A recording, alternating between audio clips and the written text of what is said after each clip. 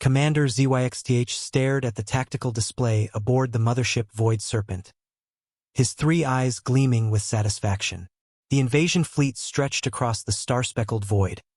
1,000 vessels armed with plasma cannons, molecular disruptors, and enough firepower to reduce entire continents to cosmic dust.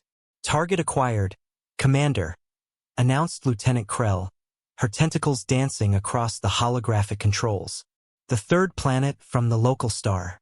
Initial scans show primitive technology, basic atmospheric composition, and abundant water reserves. ZYXTH's mandibles clicked in approval.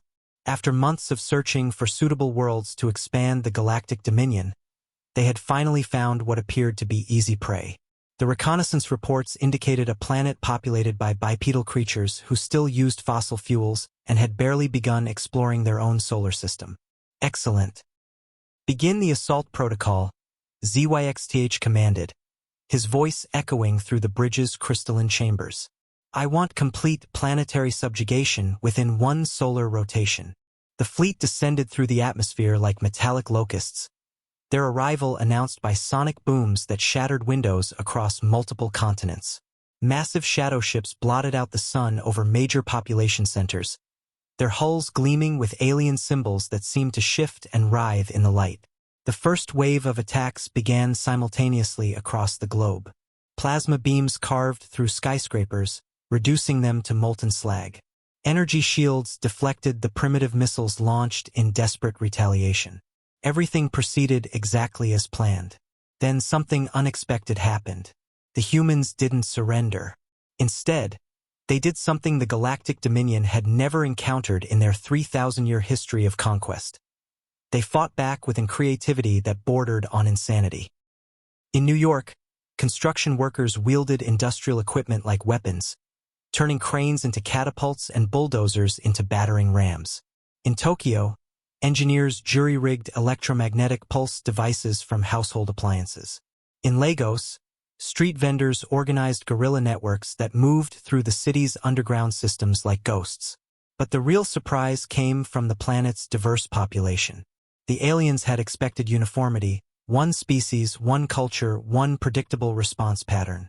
Instead, they found billions of individuals who refused to follow any logical behavioral model. Lieutenant Krell's voice crackled with confusion over the communication array. Commander, we're receiving reports from all sectors. The inhabitants they're not acting according to any known biological imperatives.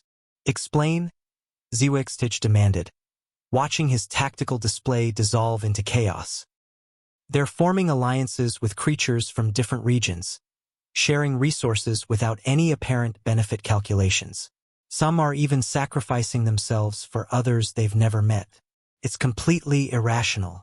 ZYXTH's confusion deepened as more reports flooded in. Humans were using their own weaknesses as strengths, turning their emotional unpredictability into tactical advantages. They adapted faster than any species in the Dominion's database, learning to exploit alien technology within hours of first contact. In Australia, a group of scientists had already reverse-engineered a plasma cannon. In the Amazon, indigenous communities were using their knowledge of the terrain to stage ambushes that defied all military logic. In the Arctic, researchers were somehow turning the aliens' own environmental adaptation systems against them. The breaking point came when the humans began broadcasting something across all frequencies. Music, stories, art, and declarations of defiance in thousands of different languages. The alien communication systems, designed to process logical data streams, became overloaded trying to decode the chaotic creativity. Commander, Krell's voice was barely a whisper now. I've discovered something in the planet's designation files. This world, it has a name in the local language. What is it? ZYXTH asked, though he already sensed the answer would explain everything. They call it Earth. ZYXTH's 3 eyes widened in horror. Every military academy in the Dominion taught the same fundamental lesson. Never invade a planet whose inhabitants had bothered to name it. Such worlds invariably produced the most dangerous species in the galaxy. Creatures so attached to their home that they would fight with impossible determination. Retreat, he whispered, then shouted into the communication array. "All units, immediate retreat. We're leaving this system." As the alien fleet vanished into the depths of space, the humans below looked up at their unmarked sky and began the long process of rebuilding. They had learned something important that day. Sometimes the most powerful weapon in the universe was simply refusing to give up. And somewhere in the cosmic bureaucracy of the Galactic Dominion, a new entry was added to the Do Not Invade list: Earth inhabitants dangerously irrational and heavily armed with hope.